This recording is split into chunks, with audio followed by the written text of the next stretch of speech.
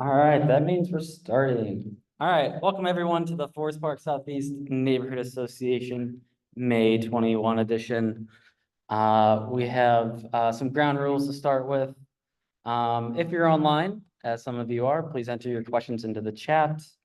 If you're in the room, please no interruptions unless you have the mic.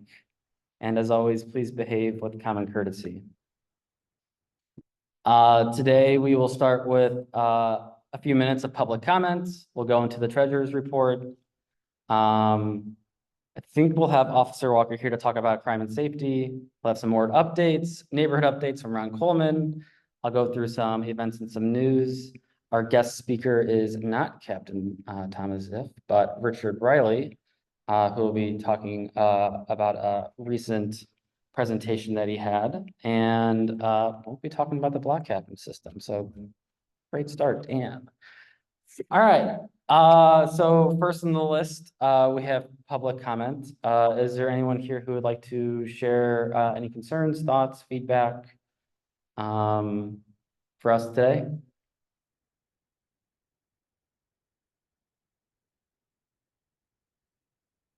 How much regarding what? We're not sure. Debbie, do you have? Yeah. That I told is in Valley Line. To say positive, I called in Valley Line being out to Amity yesterday at 8:30. It was fixed. They was replaced, but that would be right.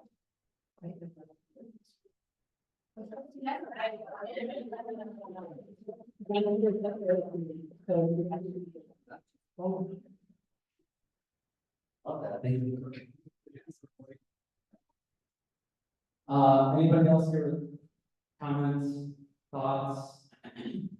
Please. Do we have a time to do? Yes, the public comment period. This is during when you can share the comments you have down. Okay, so I can share. Yeah. Yeah. We do that.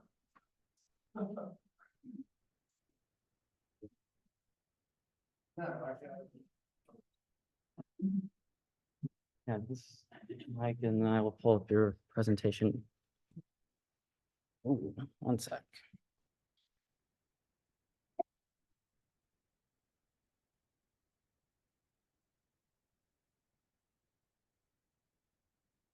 If you'd like to just introduce yourself and Scott Richter. I just have some comments on some of the variants and requested from the NorthPoint Development, especially around phase 2, and just wanted to talk.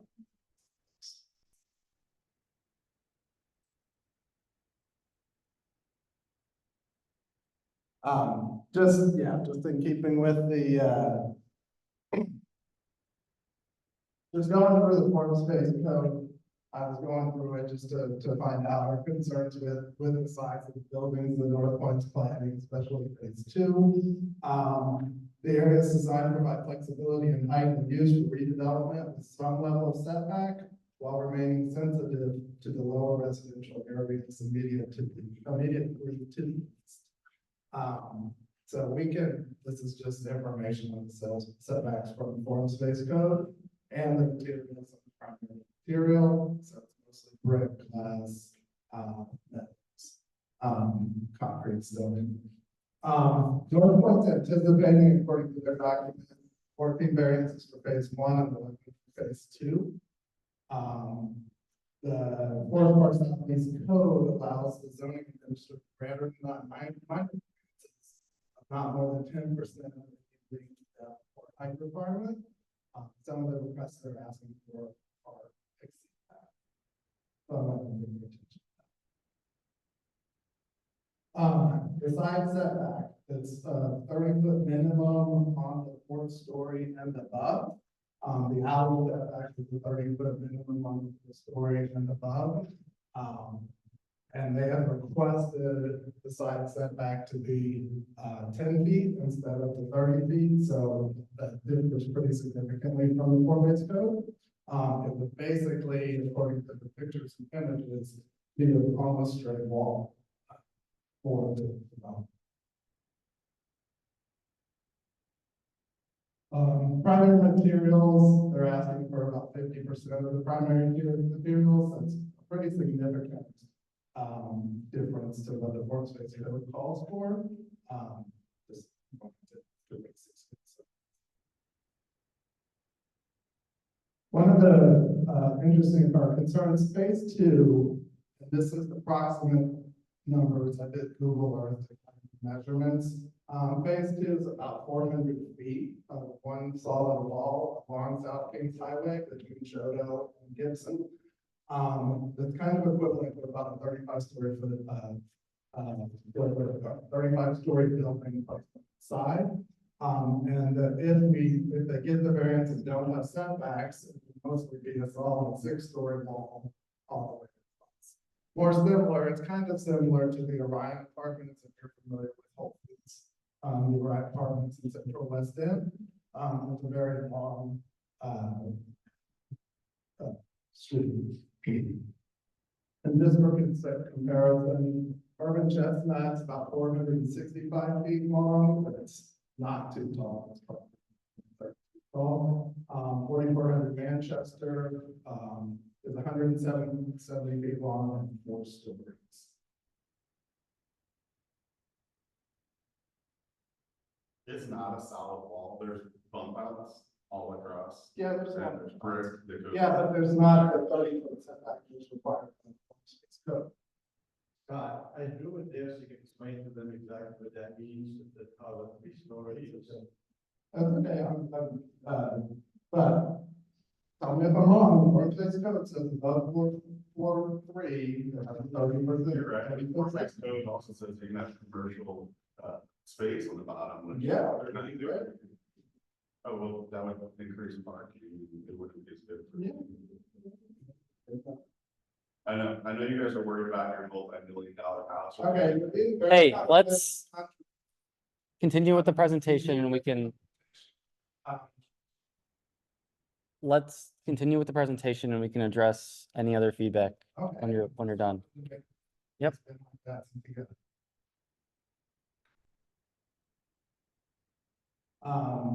Oh, I think this is your section. Okay.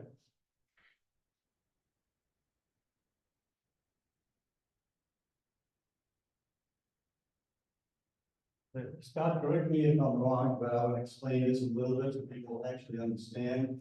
Let's just talk about phase one, where the building now is 140 units. What Scott is talking about, the form-based code said, if you build 3 stories or less, you have to be 10 feet from the alley. What's the other one that says 5 or 10? Between 5 and on the sides.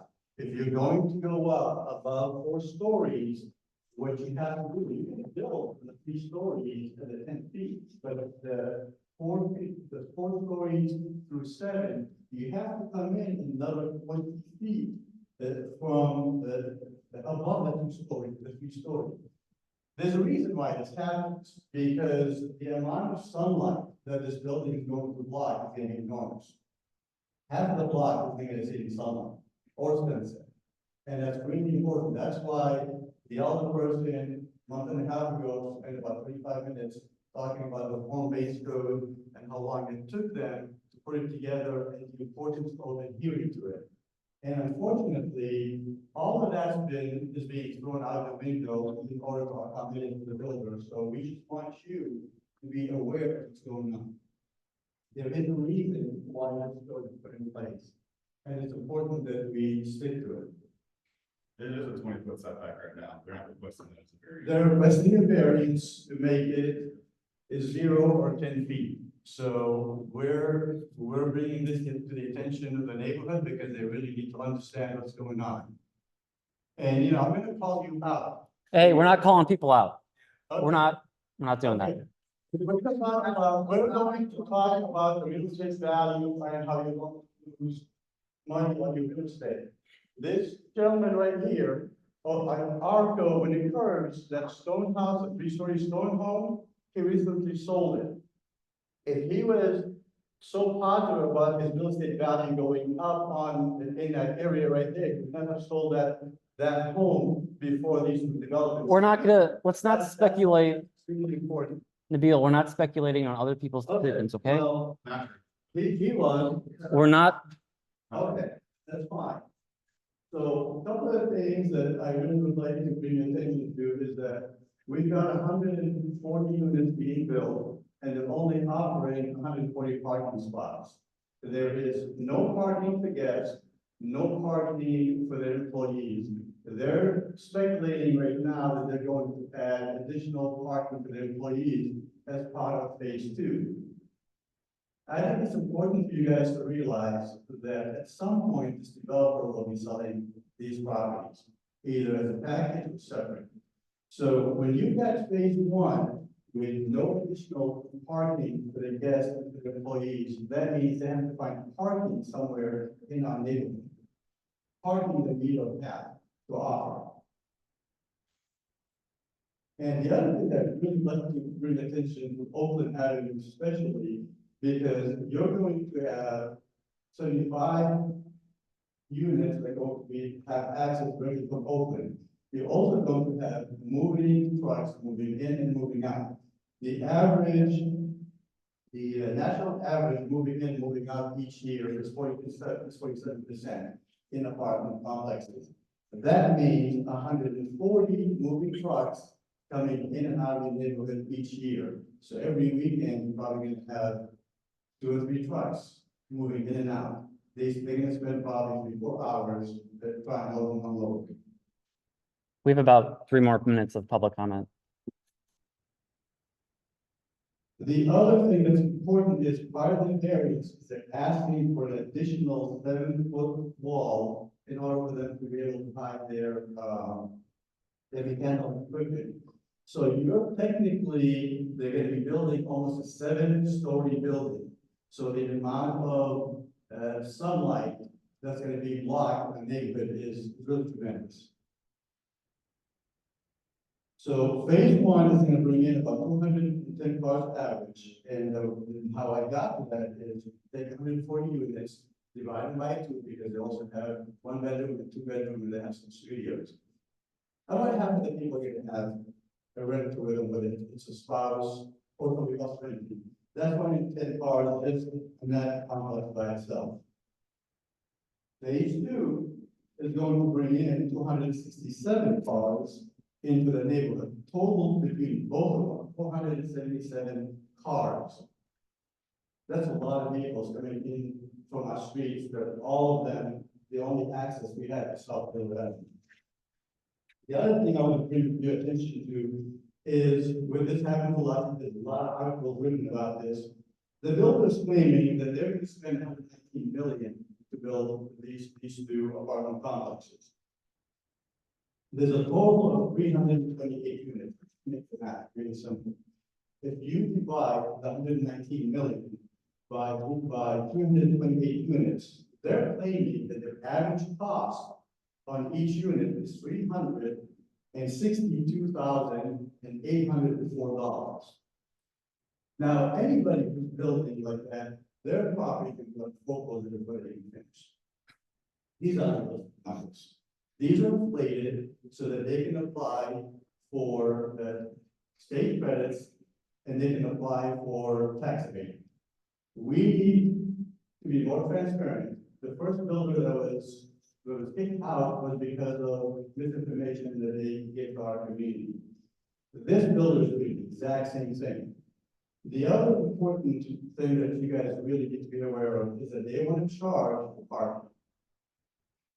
Not true. Yes, it's true. They said that at the last informational session, they were not going to charge for parking. Okay, then if that's the case, to change your mind, we want to make sure. Let me finish, please. We want to make sure they're not going to charge for parking. It needs to be in the deed, and we need to have at least 25 years in the deed saying they cannot charge for parking, because what they do is they agree with you the first year, and guess what? The next year, they're going to start charging. And it's really, really disappointing when our alderman person and his wife, every time that we say something about this development, they roll their eyes at us and they're rude in their response. I just need you to remember that you get voted in, and you will get voted out. Nabil. Nabil. I, because you guys attack us constantly. And you guys need to be aware that we have to come together as a community. The next meeting is the most important because all of these variances are going to take place through the, neighborhood association. We have the ability to influence them. So if you're interested in protecting. Nabil. Value and also protecting our neighborhood traffic noise, please let the neighbors know, show up and help us limit what these people can build on. Oh, yes, yes. So the other thing I would like to talk about is when I bought the building, I actually talked to the alderman and I told him, I said, we would like to be able to have 2 exhibition spaces in our church. And I told him the plumbing and the parking in order to be able to do that. As all of you know, all the parking is being taken up by Watch U and by Barnabas Hospital employees. The best way to fix that is the street, anything that has not been designated for neighborhood parking should be metered. Because right now, welcome to ask, just 1 second, right now, all of this additional parking is going to the builder, and we need to make sure that we are also protected. You know, I have spent 2.5 years renovating this building, and I'm bringing something positive to the community. I could easily put 12 units in that church, but I decided to preserve it for what it is, because it is an incredible building. And so, we have turned it into a single-family home. And we want to make sure that we can contribute to the community, and we're doing that with the arts. And we need your help to ensure that there is ample parking for us when we're showcasing artists. Do you have 20 parking spots to yourself over there? Excuse me? Do you have 20 parking spots, right? No, I don't. I have 15. You did, but then you used it some of the month for other. All right, we are out of public comment time.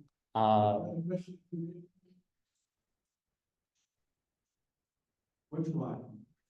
The church right now is residential. We're going to turn the 2 sections of the back, we can use on the back to commercial. Yeah. Okay. Anyone else has a question? Okay, thank you for your time, and I can't tell you how important it is for you guys to show up for the next meeting and the next meeting day. Thank you.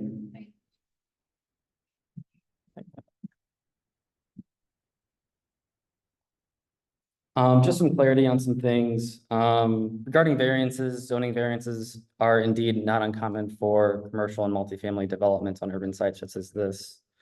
NorthPoint could reduce the variances requested by changing things up. But in the discussions that the neighborhood has had, residents have favored things like the amenities facing Kings Highway and other changes that they have committed to after a few rounds of meetings and presentations and workshops.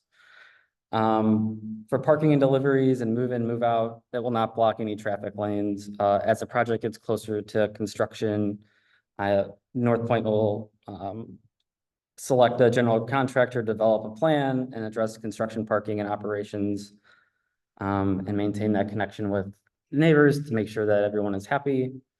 I know we talked about traffic as well. Traffic studies were shared at the last workshop meeting. The garages and access have been designed such as no street takes all apartment vehicles, and the project will have minimal impact on neighboring roadways and segments and intersections within the neighborhood to stay well within operational requirements. Nabil, you had mentioned that you have purchased the building and you're working on it now, correct? Say that again? You've purchased the building and you're working on it now, correct? Do you have an occupancy permit for that yet? Okay, so you're not living in it currently, right? Okay. Before purchasing the property, or any other property, I assume you purchased property in the past, correct? It's been 3 years. I mean, other properties around, yeah. And do you normally do research around the surrounding communities and neighborhoods to understand, you know, where you're building at? I'm just wondering, you know, if you had purchased with or without the knowledge of, you know, understanding where you're buying. For instance, sounds like you're, picking on me because when I was asking questions, you said, oh, you cannot be in somebody's face and you're doing the exact same thing. Like, who are you actually representing? I'm just asking if you had done your research before moving here. Yeah, I find that rude and insulting. Okay, The fact that you're asking these questions when you should be asking the rest of the neighborhood how they feel about the building, never asking me and asking about, do I have the ability and the knowledge to buy real estate? And the answer is I do. I used to be a developer, just so you know. okay. Okay. Yeah, thank you for your answer. Appreciate it. We did go over on public comment time, but if anyone would like to add, have any other comments? Sure.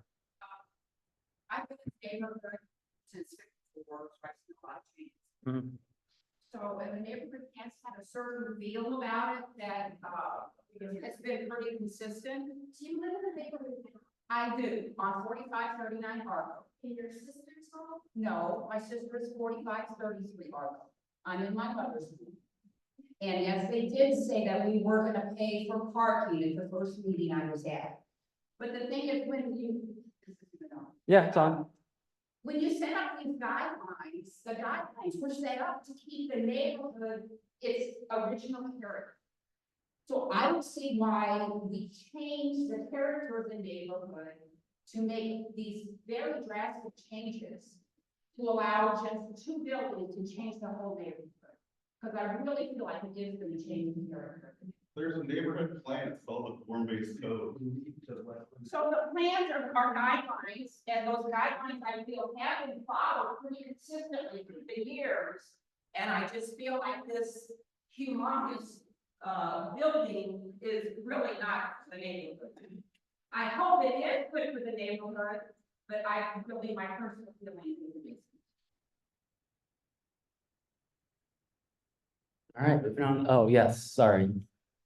So yes, I haven't been to microphone. I heard recording.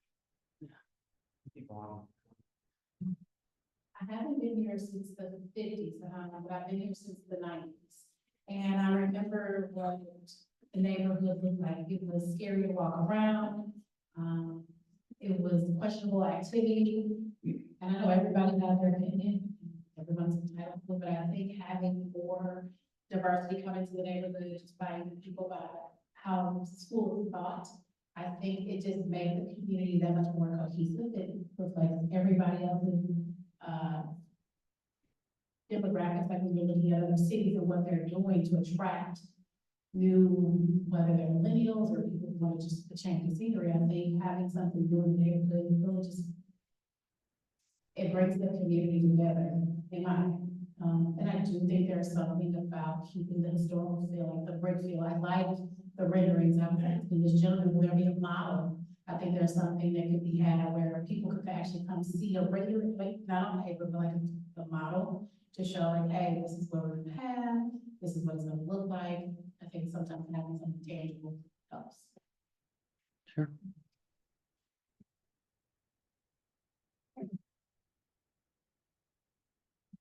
Hi, so this is Kenny with, I'm an architect. And while I don't fully agree with Nikhil and Scott about everything, something that I've been concerned about since Flux Living was working on this project is the sunlight and the height of these buildings. I have repeatedly said that the form-based code is problematic in a lot of ways. The form-based code, and which I know there's nothing we can do about it now, it's an ordinance. But it is an almost 7-story building, it's too tall. I've spoken with the developers, they say this is what they can finance. It's frustrating and it sucks, but it's too tall, too close to 2-story family homes. And I'm concerned about that limestone house that's across the street. It has great sunlight. It would be, I'm at one of the meetings in February, I got the person to buy. And it's gonna lose a lot of sunlight. I asked the developer for solar study. We haven't gotten that. On phase 2, I'm less concerned about that giant building, it is, regardless of bump outs, bump outs are still a solid wall, and there's gonna be a garage on the first floor, it's not gonna be comfortable walking by, in my personal opinion, we have a lot of garages in the neighborhoods, I know what it's like to walk around a garage, and the hospital campus also has a lot of just walls, it's uncomfortable to walk around, and people walking, anyway, I'm very anxious and feel like I'm gonna vomit, so please forgive me,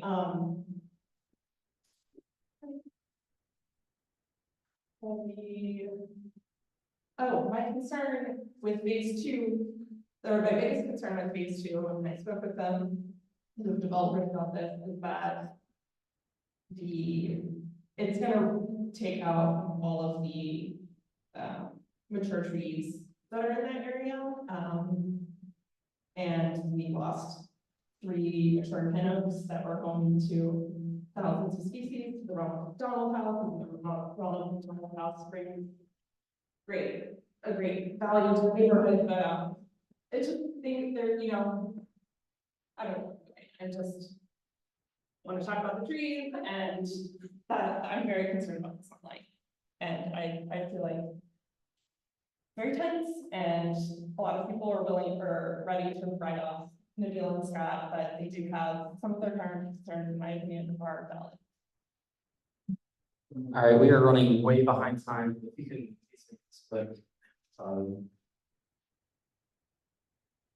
I had this conversation with y'all already, but I'm concerned about an overbuilding in the neighborhood.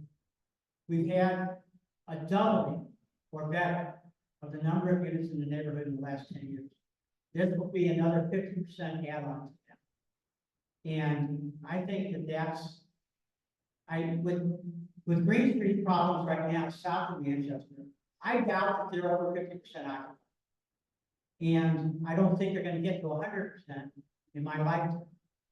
So my question is, economic feasibility is a developer's problem. It's not my problem.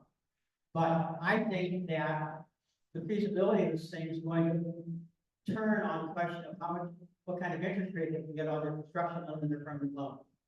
And my thinking is it's going to take them 3 years before they can get to an economic feasibility of this. And so we're going to be waiting around for this thing to go for a very long time.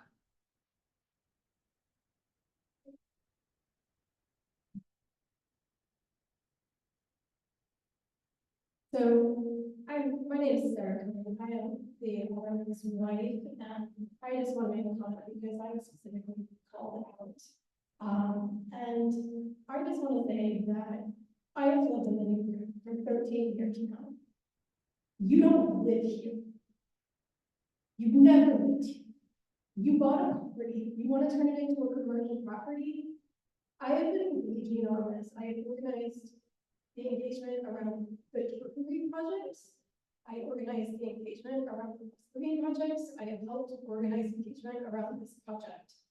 I have spent years creating spaces so that people can share their thoughts and opinions. You have been nothing but yell.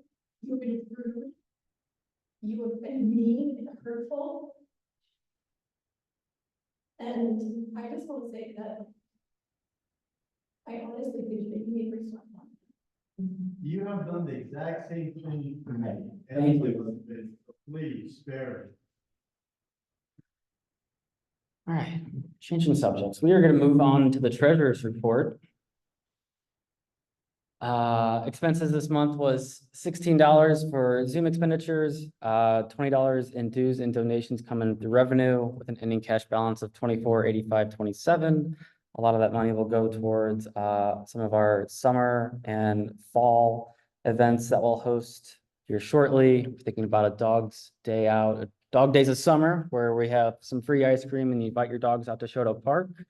It would be a good time. And then in September, our Great Gathering, which is where we provide free food from our food truck vendors, have beer supplied by Urban Chestnut, and we have a good time with some live music and games out at Shoto Park. So more to come on that. If you would like to become a dues paying member, or donate to help with this event, you can pay through Cash App or check or cash. If you would like to pay through check or cash, just reach out to myself or Cami or Evan and we can, help you out there. I do not see Officer Walker here tonight. Sorry if anyone had hoped to contact her. Her contact information is here if you'd like to talk about any issues you've been having in the neighborhood. Feel free to reach out to her here. Her number is 314-444-0107. We'll say that there is a video going around of some kids at Rainbow Park, the corner of Taylor and Gibson, who have been seen here flashing guns in a movie. The police are aware of the incident and the gang activity seen in these social posts, and they are monitoring it with their gang unit. If you are of any awareness or knowledge, or have any information about any gang activities, you can reach out to myself and I can put you in contact with the appropriate person to provide that confidential information. Or 9 updates. Pass it over to Alderman Michael Browning. Thank you, Dan. And thank you as always for keeping the meetings going at time.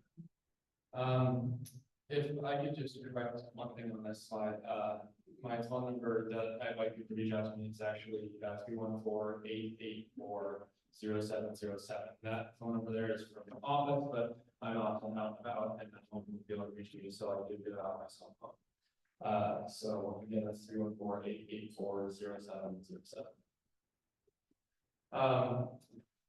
There's a couple more updates for you tonight. I want to first start off by addressing the last point about the gang activity in the neighborhood. This isn't the first time that the neighborhood has seen gang activity. We've overcome it before and will again.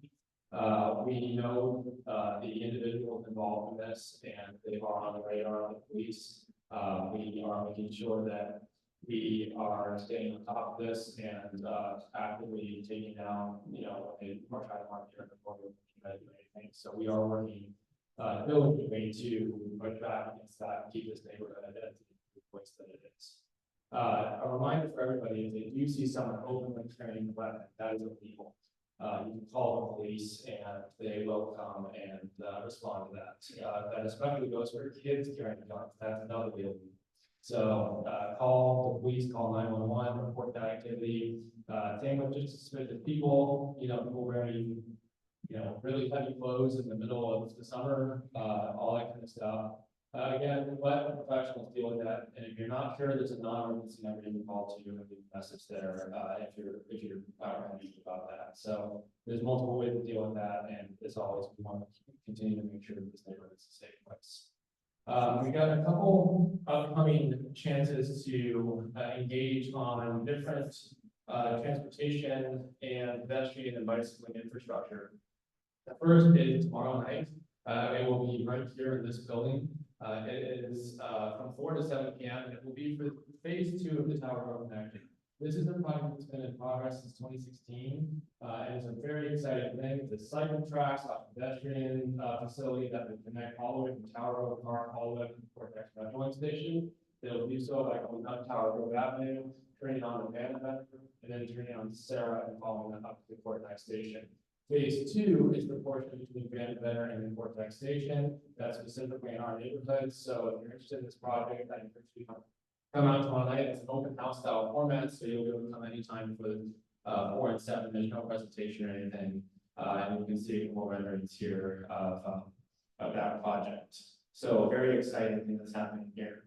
The second engagement event is the next night, Thursday night, May 23rd, again, 4 to 7. This will be up at the Wolf Center on 1515 Kings Highway. And this is for traffic calming improvements that are coming to Kings Highway next year. As you might know, Kings Highway is getting a full repave top to bottom. in 2025. We're all very excited about that. But what we don't want to see is it to become a highway where people are going way too fast and it's too difficult to cross or be safe on. We all know that it's a little scary to drive on right now. So we are, the city has done a study and is proposing certain traffic calming improvements. There was already a town hall or an open house at the Greater Palm House last week. And I'll be honest with you guys, people were disappointed. I heard a lot of people saying this isn't enough.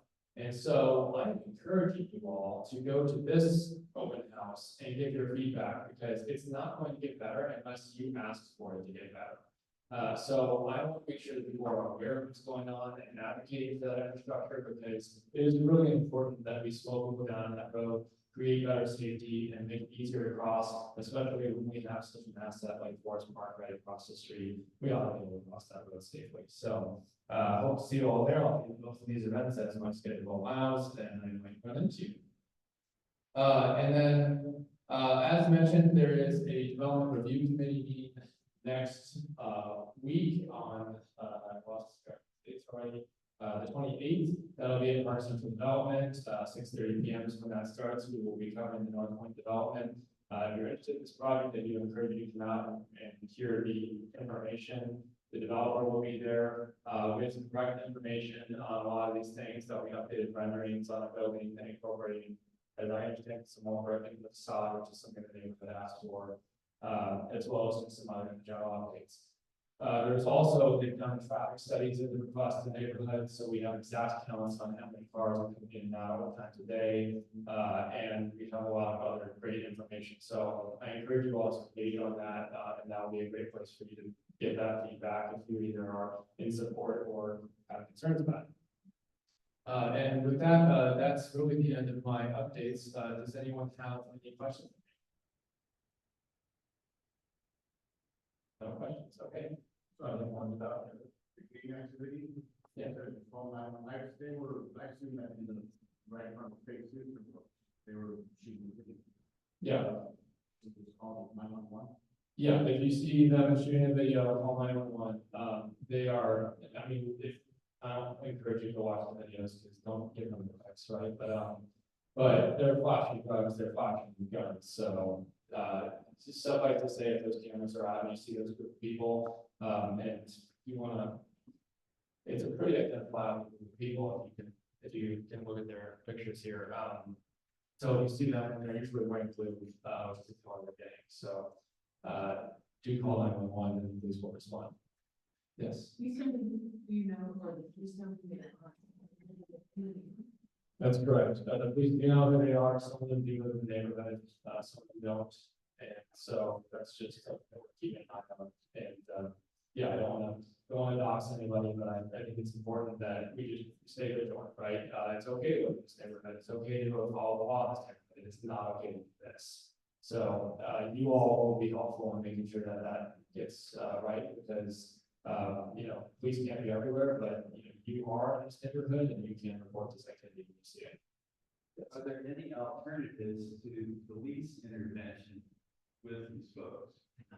Yeah, so you know, we do have different programs in the city. We do have violence interrupters. They do work with these kids. I'm not sure if they work with these kids in particular. I don't want to go into too much detail, but one of the guys in this video has bodies on them, right? He's killed people.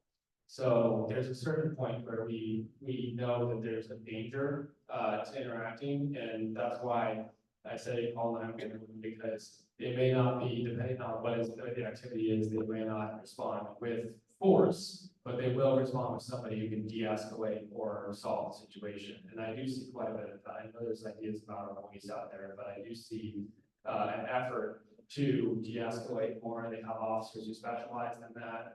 They send to high and volatile incidents. And we also have, nonprofits and stuff that work with these people as well. Any other questions? Okay, thank you all. Thank you, Alderman Brownie. Next up, neighborhood updates. Ron, do you have anything to share with us today? Part the seas. I don't have a lot, and I do like to put my face in front of you just to let you know that I'm still here to listen to your concerns. I have got a lot of great information from people I looked at here to see. Most of you have called me about something that has led to an improvement in the neighborhood, so I can't be on the street as much as you are, although I'm around the neighborhood a lot, but I don't have the relationships, I don't have the knowledge that you do, so please reach out to me.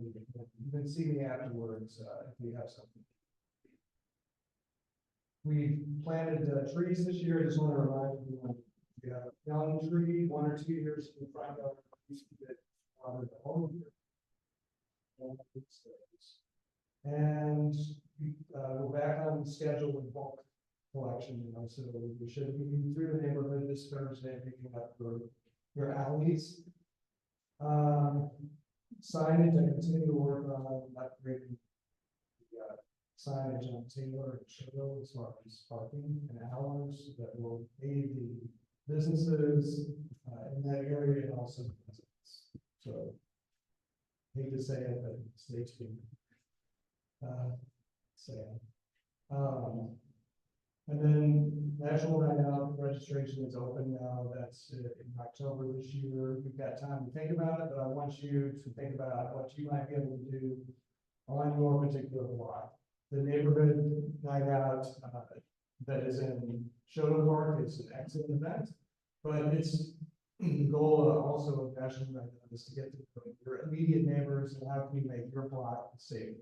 And most of the time, safety involves knowing what's going on, what should go on, who to call if something does happen. So you gotta get to know your neighbors. Be friendly, wave, say hi, introduce yourself, even to people that you may think you may never need to talk to or want to talk to.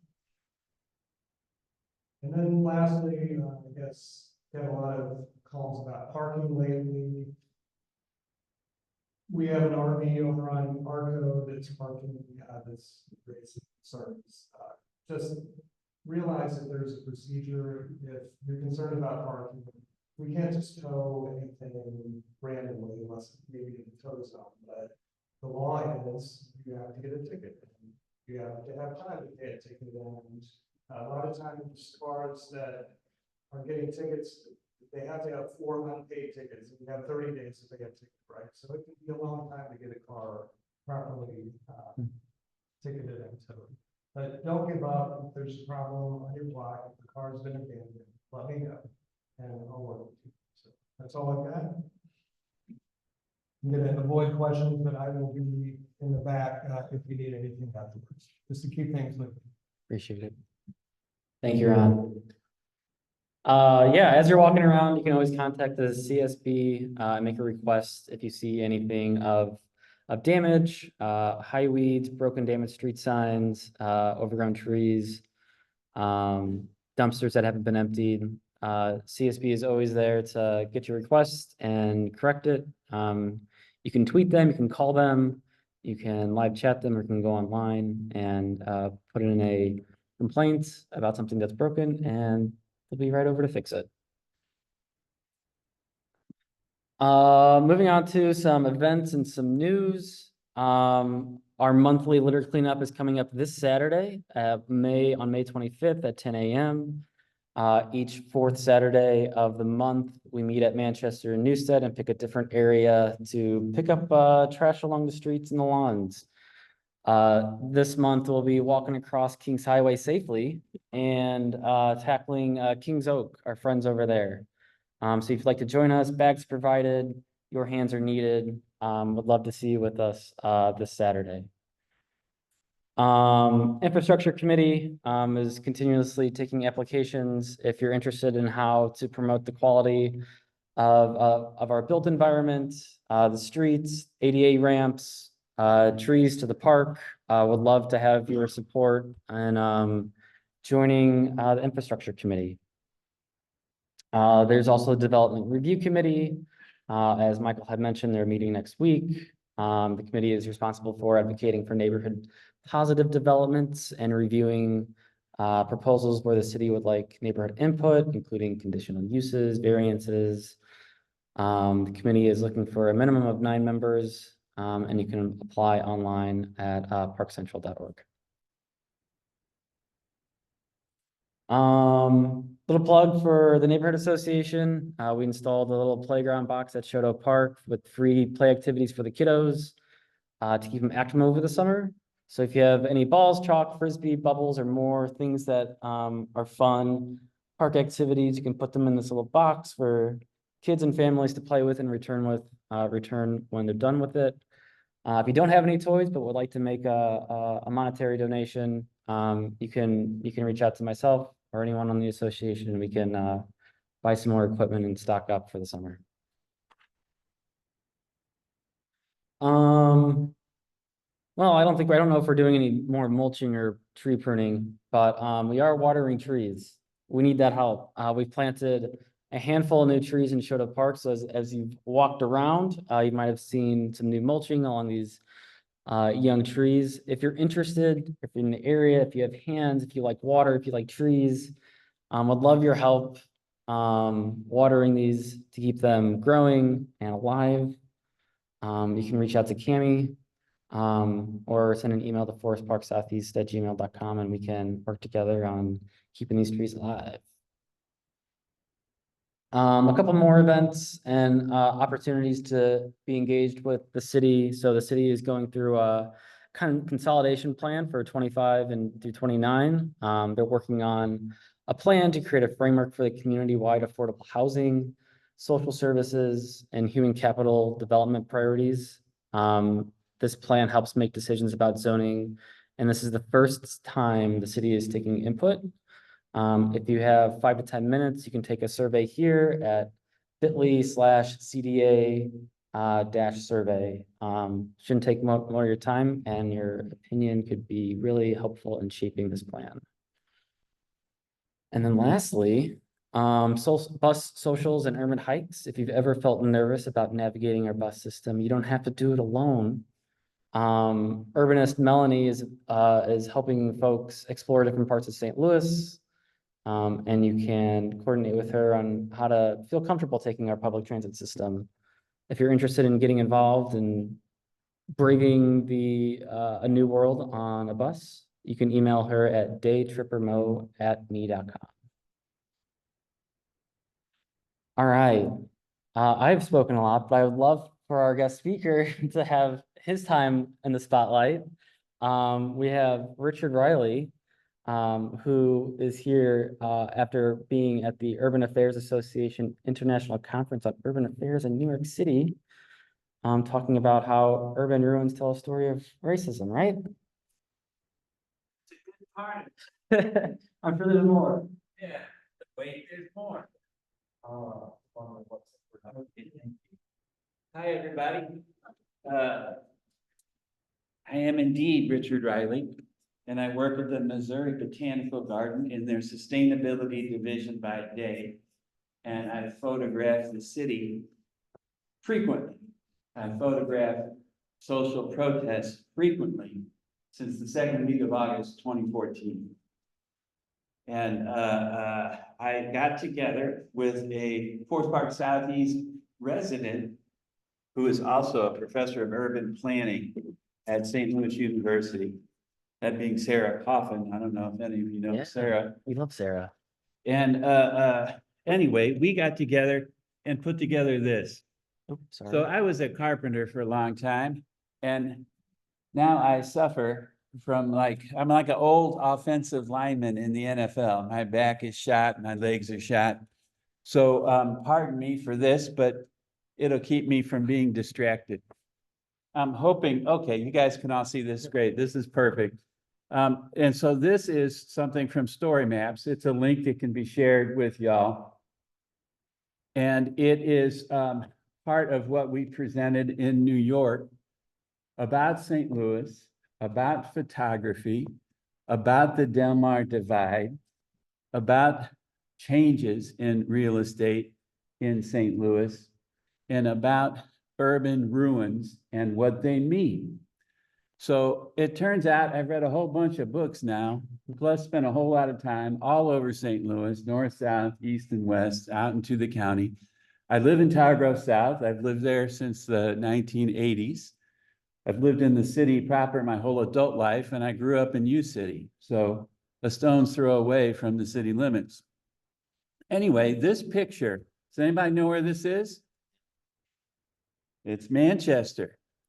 And so we use this to highlight what we felt is the difference in the lived experience of so many people and those with the power who do the planning, who do the development, who make decisions about what gets ignored and what gets attention. And so here you see a graffiti artist on a building that will be coming down shortly. It's on the south side of Manchester, just east of Kings Highway, when all we do is sugarcoat the truth. So to blow this up as part of our presentation was to basically say, no one is being fooled except those trying to do the fooling. Oh, look at this. This works really good. So this is, and so part of our presentation was about urban photography. This picture's from 1960. It's kind of world famous fashion photography of populating a brownstone soon to be demolished in Manhattan with models and a Rolls Royce, right? No context except for the brand new and the vibrant and the white and the brownstones about to be torn down. And so this is one view of ruins. This is one view of urban decay, right? And there's been a lot of stuff written about it. I started photographing urban ruins along with beautiful urban architecture when I was a young carpenter. And part of it for me, and I shared these pictures with architects I worked with, part of it for me was to say, hey, look, Mr. Architect, this is the destiny of our life's work, right? It was a meditation on mindfulness, right? And not being too attached to things. So that was my initial view of urban ruins. But as I matured, I started to see these urban ruins, especially residential urban ruins. What they really are, they're evidence. They're evidence of the residue of all the urban planning, all the redlining, all the urban policy, all the strategic land use planning processes of Team 4. If any of you remember that or heard of it, I ask you to Google Team 4 in St. Louis urban planning when we're done. And so these things, I think, need to be viewed differently. So the photographs of ruins can mean many, many things. You can take your shots of models there, your prom pictures, your wedding pictures, but you're also in a neighborhood that's more than likely still occupied by people who find that living in those neighborhoods is their best chance at having a roof over their head. So then you get to something that I think is so St. Louis, right?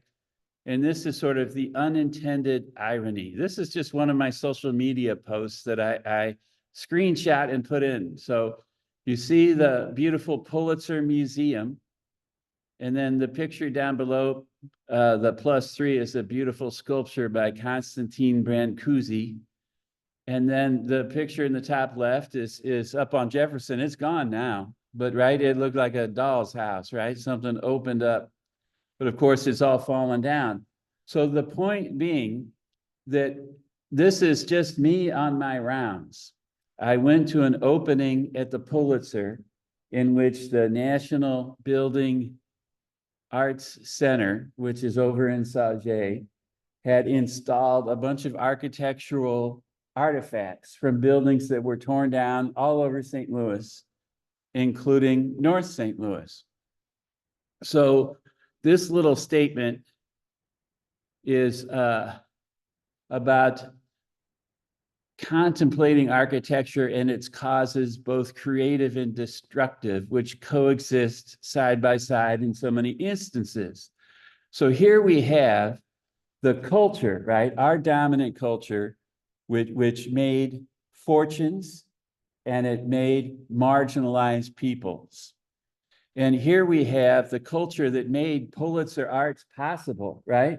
The fortune from the newspaper kings, the Pulitzers, right? Made those fortunes possible, also made the structural racism it is used for profit manifest, especially on the north side of St. Louis, especially north of Del Mar. So this residue, right, is now in the collection of the National Building Arts Center. There are artifacts from demolished and neglected and abandoned homes north of Del Mar in the collections of the National Building Arts Center, which were then in turn, right, put on display at the Pulitzer Museum. So you see this great big circle of a dominant culture making multimillionaires who start collecting this stuff from everything that their power and the policies they supported neglected and ignored. Then they collected that residue and put it in a museum for display. That is some of the craziest unintended irony I think I've ever come across. And I think it's well worth contemplating as we grow as neighborhoods in this city. So part of our project involved a couple of case studies with just city records available at the city of St. Louis. I logged on to the city tax records and looked for, okay, what's the assessed property value from city records, not real estate stuff, not Zillow, not anything like that, just what's in city records. And so we looked at 1,200 linear feet on the north side of St. Louis Avenue from the Griot Museum down to 22nd Street. We looked at another 1,200 square linear feet just on the east side of Mississippi Avenue between Park and Lafayette. Both of these streets were developed at the same time for the same purposes, for the same kinds of people, basically rich white folks in late Victorian Edwardian architecture, right? So then you fast forward, both of these places had difficult times, right? They almost tore down all of Lafayette Square. St. Louis Avenue in that stretch was called Millionaires Row back in the day. And this is some of the beautiful Victorian architecture on St. Louis Avenue.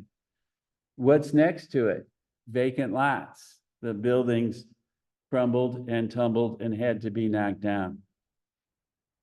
This is just some maps of the two neighborhoods and a little table of some of the statistics related to it. I think the main thing that I want to talk about is differences in population density, differences in racial makeup, differences in the kind of infill allowed in historic streets, right? So the infill on the left is on Mississippi Avenue from 1893. The infill on the right, St. Louis Avenue, HUD House from 1972.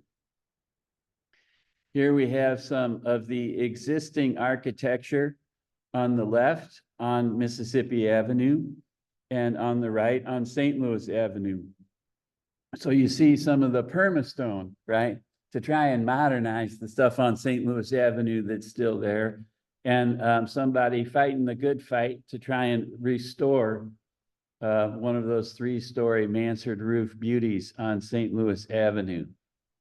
So if you get a chance to go to this stuff, there's little videos created from a series of photographs on each street.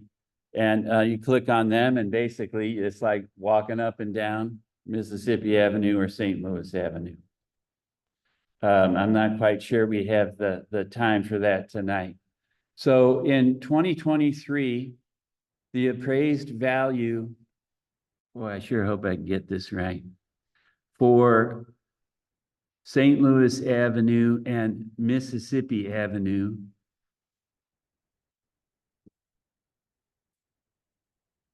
Okay, Mississippi Avenue, all that property, 1,200 linear feet of street front in Lafayette Square, worth $16 million. The same amount of property developed at the same time, right?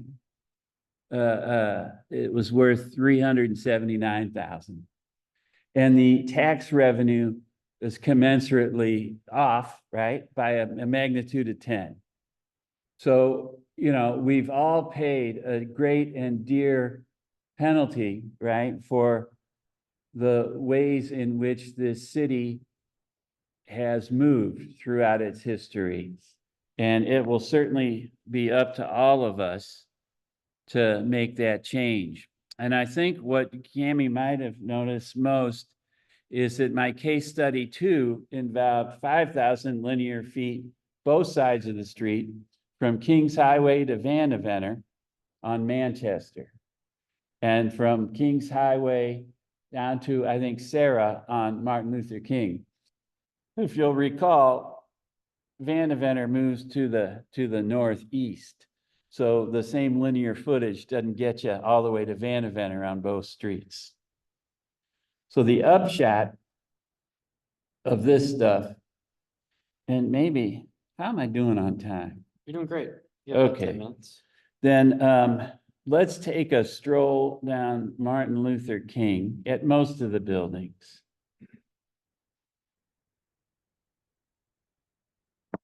One of the things you'll notice is a lot of vacant lots on Martin Luther King.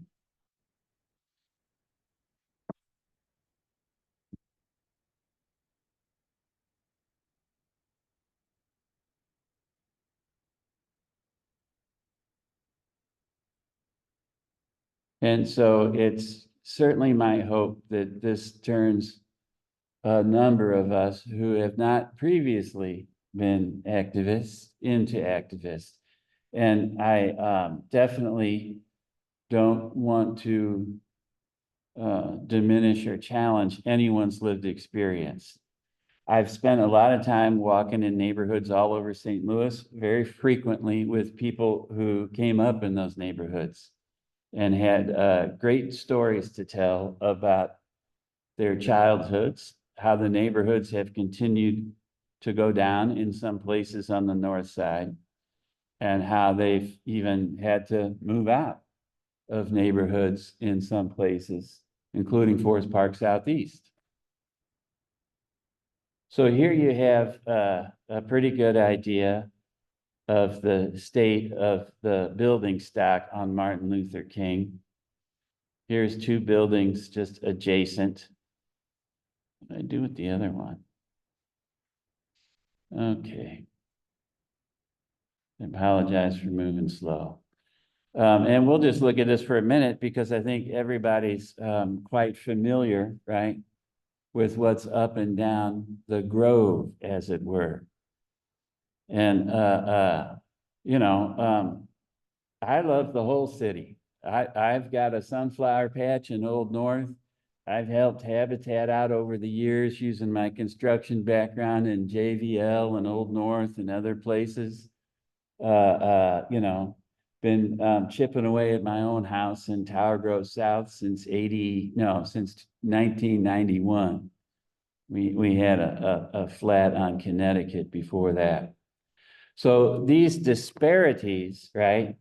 The only difference, right? They were developed at the same time for the same purposes, for the same kinds of people. And the historic nugget that came first, right? After getting rid of so many things like restrictive covenants, et cetera, that made it possible, right, for then middle-class Black folks to start buying homes where they wanted to live next to middle-class white folks. Everything was fine, except, right, real estate agents, bank lenders, eventually the neighbors themselves, right, didn't want to live next to middle-class Black folks. And 1935, you had federal redlining. There's just story after story. There's terrific books published on this stuff for those of you who are so inclined. And the tails are part of an important wake-up call, I guess I would say, right? Because the real estate on this section of Manchester, per the city website, is worth $51 million. And the same linear foot of two sides of the street developed at the same time for the same purposes, right? Commercial, live, work places, right? 51 million on Manchester, 4.2 million on Martin Luther King. And so these discrepancies are the result of the things that you see in the pictures. The pictures, the photographs are the evidence, right, of the racism that has been embedded in all our plans, in all our concepts of what makes real estate valuable.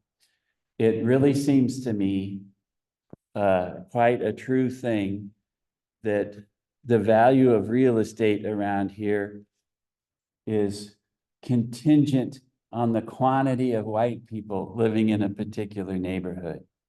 And when you see this stuff in the census data for this neighborhood, that's what you see. You see the change in the population and the change in the values in real estate. So this is just to say that today's today, right? What we do tomorrow is what we do tomorrow. But another little part of our presentation had to do with euphemisms that urban planners use, right? So what's the three most important words in real estate? Location, location, location, which I will suggest is a euphemism for racism, racism, racism. Because when a location is sucked of all its value by the folks who destroyed it in the first place through redlining and disinvestment, and they decide in the name of profit, profit, profit, to change location, location, location, and then there's a big spy agency going in next to the old Pruitt-Igoe site, right? Then we hear of an announcement for blight, blight, blight, right? To start grabbing a hold of property and begin a process of gentrification. So the city of St. Louis, per all kinds of cool scholars, can't really be gentrified because we're losing population right and left. That's one way to look at it from a big picture perspective.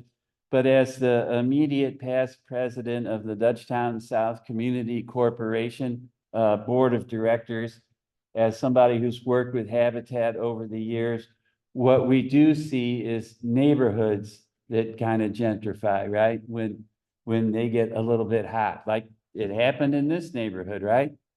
Bruce Franks, lost his brother up on Gibson, right? There's a statue of his brother Chris on Grand at St. Louis Children's Hospital.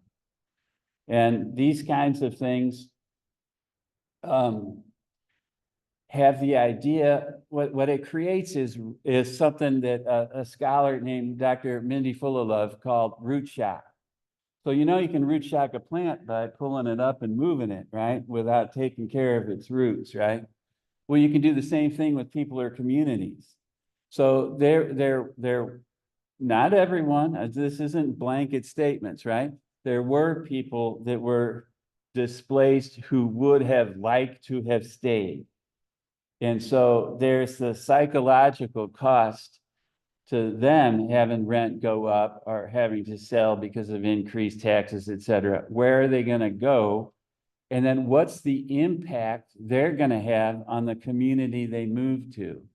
What is happening in that community? So there are many, many challenging questions and things to think about and resources to do it. And you'll be able to find a handful of books, including many focused particularly on St. Louis, like Mapping Decline, St. Louis and Empire. Let's see, The Color of Law covers a lot about St. Louis and its history. And the other one I'm trying to think of is written by a Harvard guy who grew up in Missouri, and it is called it's in this pile of books, The Broken Heart of America by Walter Johnson. No relation to the picture for those of us old enough to remember. And none of us are really old enough to remember, except the stories we heard our fathers and grandfathers tell us. So this is just by way of sort of, introduction to what I think of is here today in the city. I was given an opportunity to present some photographs in the newsletter for the Strategic Land Utilization Plan, which is now in progress. And it ended up being a sheet, and they said, send some pictures and send a statement. So I sent pictures of different housing types from all over St. Louis. You get it, sloop-stl.com is their website, and there's digital versions. Anyway, the first picture I sent is of a homeless encampment that was down in the old McGuire moving building right before they got kicked out one year. And then other homes from around all parts of the city showing all kinds of our beautiful architecture, though much of it, like the beautiful Victorians on St. Louis Avenue, that haven't been able to be restored because good luck getting the loan because the comparables are vacant lots, right? It's just really, really hard to make happen. So in terms of what I've tried to apply this in our mission and vision for the Dutchtown South Community Corporation is to try and ensure that whatever happens down in Dutchtown, there's enough housing, that there's that there's some land trust and neighborhood trust and different things like that that will enable people to stay if they want to stay. And so I just would say to folks around here, I know there's been some good stuff with affordable housing in the neighborhood. Continue to look into it and see if it's adequate to the task. If it's, in what ways can it perhaps be made better? So I haven't studied the development of this neighborhood in great detail. So again, I'm not here to throw shade, but I'm here to say, I know these are things we all need to be thinking about.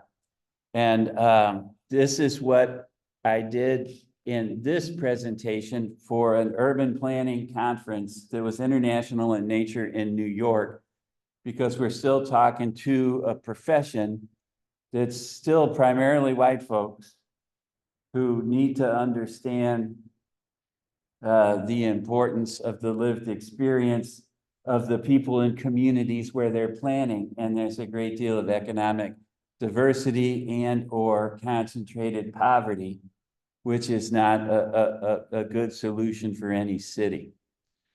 So I think that's about it. And we can have some questions if you are so inclined.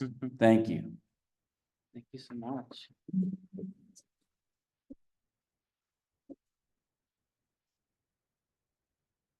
Is there anywhere people can follow your photographs, your photography? Oh, you bet. RR Constructor on Instagram. So RR, the word constructor.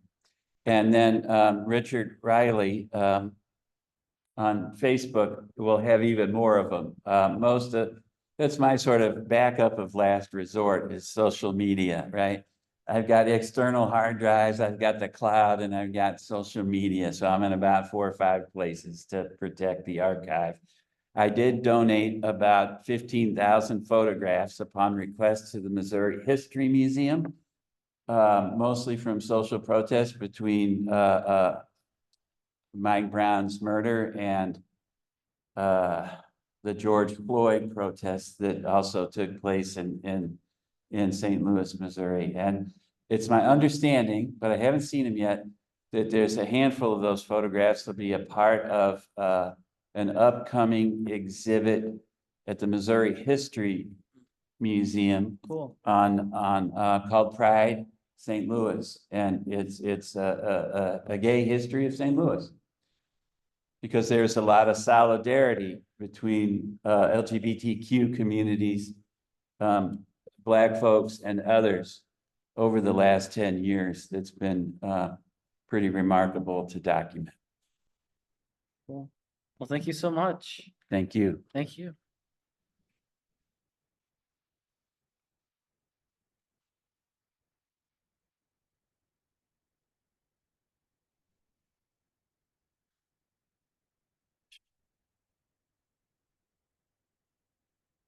All right, that just about wraps us up. As a reminder, we have a neighborhood cleanup this Saturday, an open house for the Tower Grove Cortex connector here tomorrow, starting at 4 to 7. Come out as you please.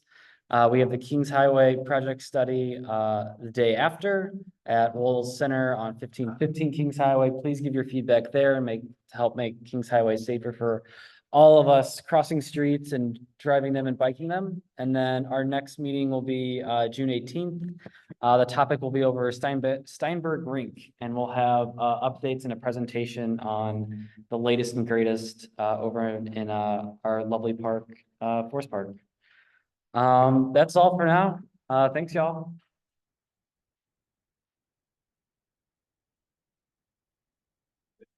Hey.